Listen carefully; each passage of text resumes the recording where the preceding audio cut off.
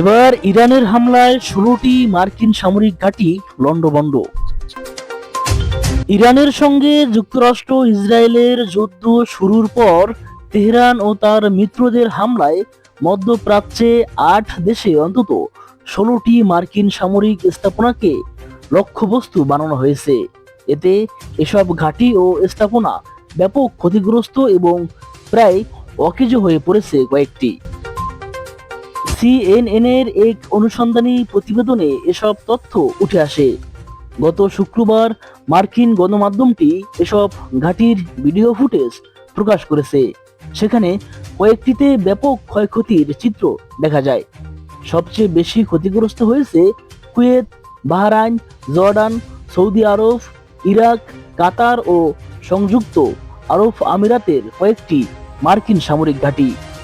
প্রকাশিত ফুটেজে কোনো কোনো ঘাঁটি পুড়ে ছাই হওয়ার চিত্র দেখা গেছে।